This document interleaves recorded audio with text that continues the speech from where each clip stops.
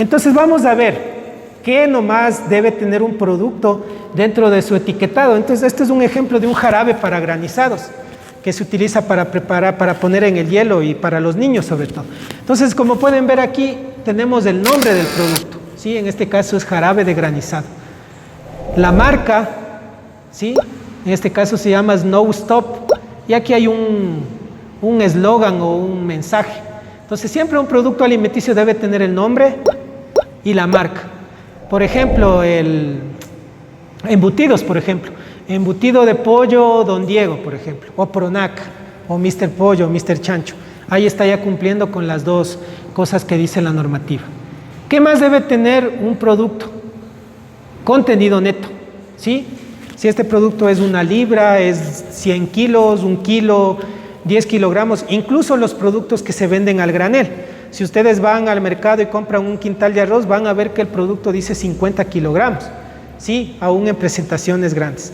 Ahora, hay excepciones en las cuales por el tamaño del producto va a ser imposible poder colocar toda la información que estamos viendo ahí. Entonces, ¿qué es lo que dice la normativa en estos casos? Cuando, por ejemplo, ustedes compran un caramelo que vienen en esos envases transparentes, no van a ver nada de esto. Entonces, la información de ese producto está en la caja grande, donde viene en el costal o en la caja. Ahí vamos a tener eso. Sí, la normativa dice que sí se puede obviar siempre y cuando coloquemos en la caja. Sí, entonces como ven, este producto dice contenido neto 125 ml, o lo que significa mililitros. ¿Sí? ¿Qué más debe tener un producto? En este caso, por obvias razones, al ser un jarabe y al ser añadido azúcar, va a tener el semáforo. ¿Sí? Pues como pueden ver, ahí dice alto en azúcar, obviamente porque es un jarabe. Este es bajo en sal, miren, sí ha tenido sal, y no contiene grasa. Sí, obviamente no es un jarabe, no va a tener grasa, y no contiene grasa. Sí, justamente vamos a ver eso.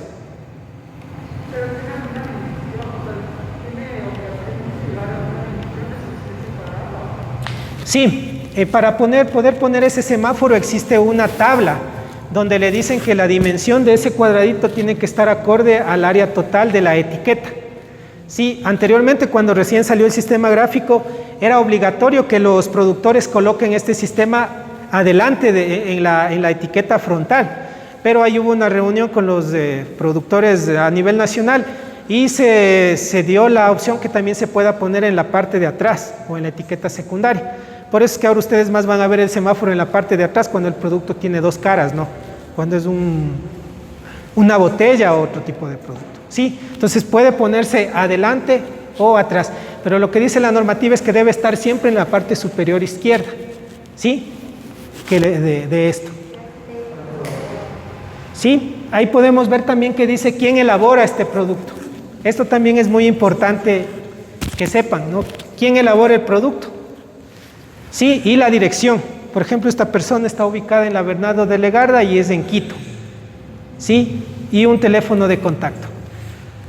Generalmente cuando son alimentos que son elaborados informalmente no tenemos este tipo de datos. Por ejemplo, los quesos que venden en los semáforos o algún otro tipo de productos no van a encontrar nada. Y ahí viene el problema con esos productos, porque no sabemos quién elaboró, cuándo elaboró, con qué ingredientes elaboró, dónde está ubicado. Si a mí me causa problema ese producto, está en Quito, en Cotopaxi, no se sabe, o si es un producto importado. Sí, eso también debemos tener en cuenta. ¿Sí? Y a más de eso, ¿quién elabora la dirección? Está lo que decía la señora, el registro sanitario, o lo que se conoce ahora como notificación sanitaria. ¿Sí? Anteriormente se ponía registro sanitario, pero desde el año 2015 este término se cambió por este que ven aquí, que dice notificación sanitaria. ¿Y qué es la notificación sanitaria? Es la autorización que emite el ARSA a este producto, indicando que este producto ha cumplido con todos los requisitos y que es apto para el consumo humano. ¿Sí? O sea, nosotros podemos tomar este producto, comer, porque sabemos que está aprobado, digamos, por la autoridad sanitaria competente. ¿Sí? Y también es el problema de los productos informales que les comentaba. No tiene. Exactamente, las papas, los chifles. Tenía una amiga y me lleva a la casa de su hermano que vendía esas papas. Estaba lavando las papas en la ducha, casi muero. Claro, exactamente. Las papas Ajá. Y que dan manejadito. Claro, es que no sabemos. Ese es el riesgo que tenemos cuando compramos productos. No solamente los alimentos. Ahí ustedes pueden ver también que hay los cloros que venden en botellas que no sabemos qué concentración tiene ese cloro. Los productos naturales que dice que cura todo y no se sabe de dónde viene ni qué tiene. Entonces, sí es importante que ustedes siempre verifiquen que tengan notificación sanitaria. Ahora, hay ocasiones y hay casos en los cuales supuestamente el producto tiene notificación sanitaria, pero es copiada de otro producto. Sí, ¿cómo nosotros vamos a saber que ese registro sanitario le corresponde, en este caso, al jarabe para preparar granizados? Actualmente hay una aplicación que maneja el ARCSA que se pueden descargar ustedes, que se llama ARCSA Móvil, y ustedes pueden verificar si este código que está ahí le corresponde a ese producto. Y en caso que no, o que tenga problemas, ustedes pueden denunciar incluso mediante esa aplicación. Sí, entonces de pronto, si es que les puede servir, pueden bajarse esa aplicación para poder verificar que todo lo que están comprando en verdad tiene notificación sanitaria, porque hay otros casos. ¿Qué más debe tener mi alimento que yo utilizo para preparar todo lo que hago? Los ingredientes. ¿Sí? No sé si ustedes han escuchado del tema alérgenos. ¿Alguien ha escuchado ese tema, alérgenos, dentro de los alimentos? ¿Nadie? Sí, dice ahí. ¿Han escuchado? Ya. Bueno, el término alérgenos es un término utilizado para poder indicar al consumidor que dentro de la composición del producto puede haber un ingrediente que le cause alergia, ¿sí? Ahí están lo que ustedes de pronto han escuchado, los celíacos, que son personas que son intolerantes al gluten. Sí, un celíaco cuando come algún alimento que tenga gluten se le hincha la barriga. Sí, entonces como consumidor esa persona debe saber, tiene el derecho de saber qué ingredientes está elaborado un producto. Entonces si un celíaco va al mercado, al supermercado y compra una harina y ve que dice contiene gluten, no va a comprar, ¿sí? Porque el fabricante está declarando el alérgeno. Sí, ¿a qué tipo de sustancias nomás han escuchado ustedes que cierto tipo de personas tienen alergia? Aparte del gluten, ¿alguien más me puede decir? ¿Perdón? Lactosa, dice. Sí, otro más que hayan escuchado o hayan visto. A los colorantes. A los colorantes, dice también, justamente ya le voy a decir ahí de los colorantes. ¿Creen que alguna persona sea alérgica al huevo o algún componente del huevo? Sí, también el huevo es otro tipo de alérgeno. A las avellanas o las nueces, ¿creen? También hay gente que es alérgica a este tipo de productos. Hay gente que es alérgica al ajo, al maní, a los mariscos, justamente al pescado. Por eso ustedes van a comprar el atún Van Caps y van a ver que después de los ingredientes va a decir contiene pescado, ¿sí? Porque es una norma que le dice. Sí, entonces para eso sirven los ingredientes y lo que les hablé hace un momento del término alérgenos. Es para poder informar al consumidor que el producto que ustedes están comprando tiene algún tipo de alérgeno. Entonces, por ejemplo, yéndonos a esto, vamos a ver que este producto dice esto, lo que hablaba la señora. Dice, miren, este producto tiene un montón de colorantes, ¿sí? Colorantes artificiales. Tiene el E129, el E133, bueno, son colorantes aprobados. Pero al final de los ingredientes, lo que me dice es que contiene tartrazina, ¿sí? Y la tartrazina es un alérgeno que está dentro de los colorantes. Sí, aquí en el Ecuador es un poco difícil que algún tipo de persona tenga alergia, pero el fabricante debe cumplir con informar que tiene tartrazina. ¿Sí? Y es el único alérgeno que tiene este producto. ¿Sí? Tal vez yéndonos a otro ejemplo, como les indicaba, un producto, una galleta o una harina, va a decir aquí contiene gluten. Tal vez algún producto, un pastel va a decir contiene huevo.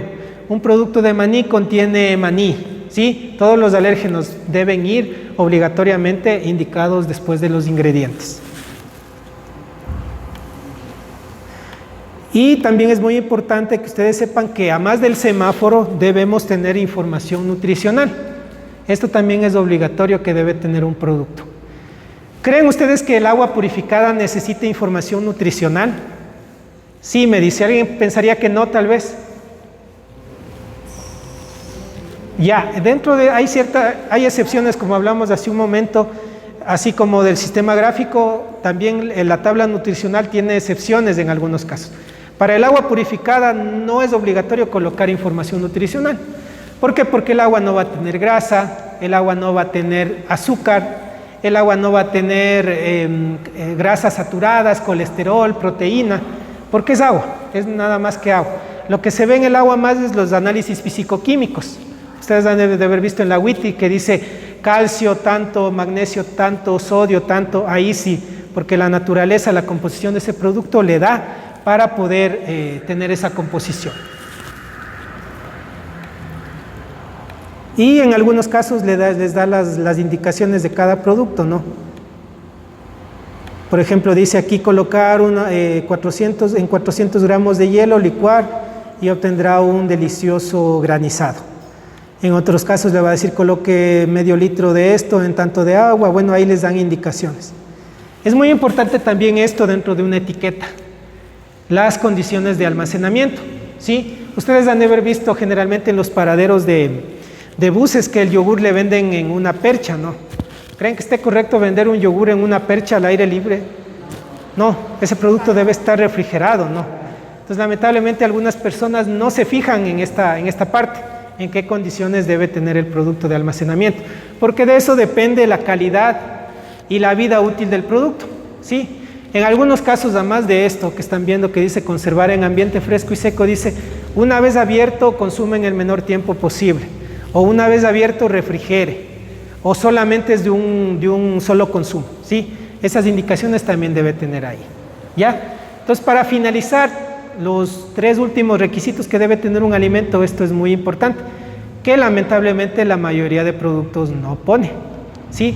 Entonces, el número de lote, la fecha de elaboración y la fecha de vencimiento. Por obvias razones, nosotros como consumidores debemos saber cuándo fue elaborado el producto y cuándo caducará, ¿verdad? Incluso para que ustedes utilicen algún tipo de ingrediente en la preparación y lo guarden y sepan que les va a durar hasta la otra semana o ya se les caduca mañana. Entonces, para eso significa esto, para eso nos sirve, estos datos que tenemos en el producto, ¿sí? Generalmente esto se suele ver sobre todo en botellas, en la base de las botellas, en la tapa, en el lado, pero debe estar estas fechas, ¿sí? Ahora, ustedes sí se han fijado en el número de lote, ¿saben para qué es el número de lote? ¿Perdón? Para saber cuánto vale, dice. Ya. Ah, ¿qué cantidad sale? Puede usted reclamar y ahí miran el número de lote para ver cuántas personas más se enfermaron. Ya, dice que cuando usted se enferma, recurren al número de lote y ven cuántas personas más se han enfermado. Sí. Para llevar un control. Ya. Entonces, justamente para eso nos sirve el número de lote. Para poder rastrear, como dice la señora, en caso que el producto ya salga del lugar de fabricación y cause algún problema, nos sirve para saber a dónde fue ese producto. Si fue a nivel local, vino a Quito, se fue a otra provincia, y cuánto de ese lote nomás estuvo malo, ¿no? Causó problema. Sí, en algunos casos dicen 1 o 2 lotes, ¿no? Entonces, para eso nos sirve. Generalmente el número de lote está conformado por números y letras. Esa codificación la sabe solamente la empresa. Entonces, ahí pueden saber, como dijo, quién elaboró, si elaboraron en el turno de la mañana, en el turno de la madrugada, qué pasó. O sea, el lote, aparte de poder recuperar el producto una vez que sale, nos sirve para rastrear, para saber qué es lo que pudo haber pasado con ese producto. ¿Sí? Un problema de leptospirosis en personas. Entonces se pusieron a buscar, así como hicieron con los pañitos, qué pudo haber pasado, qué pudo haber pasado, porque leptospirosis en una bebida gaseosa era bastante difícil que haya pasado. Entonces, buscando el número de lote, indagando, investigando, se pudieron dar cuenta que en una de las bodegas había habido un problema de ratas y que las ratas habían orinado encima de las botellas, ¿sí? Y ahí se dieron cuenta que el lote estaba mal, ¿no? Entonces, deben saber ustedes que las ratas, lo que hablábamos la semana pasada, pueden transmitir enfermedades. Y la enfermedad fue transmitida por la orina de la rata que se quedó sobre las botellas. Entonces ahí fue mucho más fácil para ellos identificar qué lote tuvo ese problema de las ratas y solamente buscar en el mercado ese producto, porque a veces causa alarma general y lo que hace la gente es no comprar. Dice, no, ese producto me dijeron o salió que no vale, no compres. Entonces, por eso, para evitar esto, ellos siempre alertan con el número de lote. ¿sí? Incluso piden que denuncien, si ustedes tienen elote o han comprado elote, dice que avisen que han comprado ese elote, para así poder buscar más fácilmente este producto. Y el precio de venta al público, que también es obligatorio, que eso más lo controla la Superintendencia de Control de Poder del Mercado. ¿Sí? Entonces, cuando ustedes realicen algún tipo de compra, siempre tomen en cuenta esto. Sobre todo las fechas de elaboración y las fechas de vencimiento, porque en establecimientos de alimentación colectiva lo que se maneja es primero entra, primero sale, ¿no? El famoso PEPS o el FEFO también. En inglés, first expire, first out, o sea, primero expira, primero sale. Sí, eso deben tener en cuenta y para eso sirve todo esto. Y para poder saber qué producto estamos utilizando dentro de nuestro proceso de elaboración de alimentos. ¿Sí? Entonces aquí está otro ejemplo de agua. Y al momento del transporte, que esta es la última parte de la capacitación. Debemos tomar en cuenta nosotros, como hablábamos en la etiqueta, que cada producto requiere un tipo de conservación. Un producto va a requerir solamente almacenamiento en condiciones normales, otro producto va a necesitar congelación o refrigeración. Actualmente están hablando bastante de este tema con las famosas vacunas, que dice que ya van a llegar y que esa vacuna no se va a almacenar en temperatura de refrigeración, sino que creo que es a menos 70 grados centígrados. Pues imagínense, esta parte de la conservación es bastante importante, porque hablando de la vacuna, si esa vacuna no se almacena a esa temperatura, ¿qué va a pasar? Si se sube o baja la temperatura, ya no va a funcionar, ¿no es cierto? Y de eso dependen muchas vidas, muchas personas, ¿no? Entonces, yéndonos al caso extremo del almacenamiento, es eso. Pero como pueden ver en las imágenes, existen establecimientos o personas que hacen caso omiso a este tipo de recomendaciones. Esto generalmente yo sabía ver hace unos 20 años cuando funcionaba el camal en la parte Chiriyacu en Quito. Ahí se faenaban las reses y salían las camionetas con el canal de la vaca y iban a las tercenas. Sí, lamentablemente, bueno, en ese tiempo, ahora ya no se ve esto. ¿Por qué? Porque se ha puesto más control en la cadena de frío, sobre todo en las carnes, ¿no? Porque la carne es un alimento fresco que si no se refrigera se deteriora y nos causa problemas. Entonces esto va con la carne de res, la carne de pollo, carne de chancho. Por eso es recomendable que ustedes adquieran este tipo de materias primas en lugares autorizados. Sí, lamentablemente a veces cuando compramos en donde está colgado el chancho en el barrio, es un poco riesgoso consumir esa carne porque no sabemos si ese chancho tenía enfermedades, tenía tal vez fiebre porcina o algún tipo, o tenga los parásitos que tienen los cerdos. Entonces siempre es recomendable que compren en lugares autorizados porque ese tipo de materia prima está a cargo de un veterinario que antes de que se sacrifique al animal verifica que esté sano. Eso generalmente pasa en el camal metropolitano, que está ubicado en el sur de Quito. Todas las reses que entran son sometidas a verificación por un médico veterinario y las que están aptas son sacrificadas. Sí, igual para que tengan conocimiento de lo poco que yo he visto, se está manejando un sacrificado de animales ya humanizado, no es que se les hace sufrir ni nada de lo que yo he visto. Sí, a los...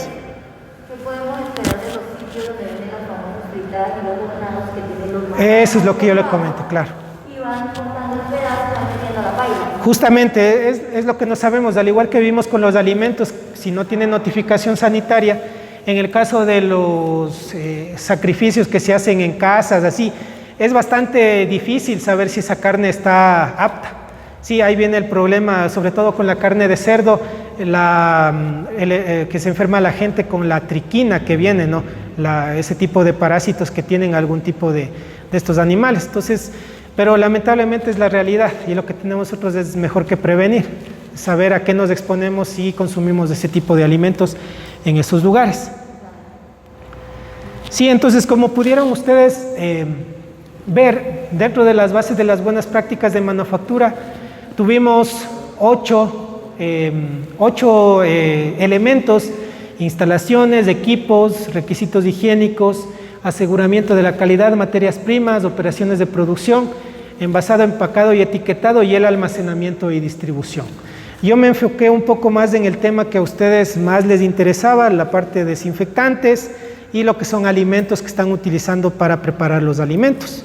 Sí, entonces no sé si de lo que se ha hablado ahí existe alguna duda, alguna inquietud. Igual este material, así como pasó con el material de la semana pasada, les vamos a compartir para que ustedes, si algo les quedó una duda o quieran investigar un poco más, ahora que tenemos acceso al internet y tenemos un montón de información, puedan verificar si todo lo que se ha dado aquí les puede servir en sus actividades que realizan. Sí, gracias a Marcelo por la invitación.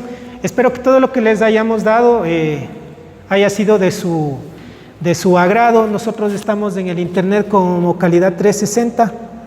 Les podemos indicar ahí los contactos para que ustedes de pronto, si tienen alguna duda, nos puedan visitar, tal vez nos puedan escribir. Igual brindamos todo este tipo de servicios dentro de lo que son normativa, registro sanitario, permiso de funcionamiento, calificación de restaurantes, diseño de plantas procesadoras de alimentos o permiso de funcionamiento. Sí, entonces, muchas gracias. Espero que este tiempo que hayan invertido haya sido fructífero y esperemos vernos en una nueva oportunidad.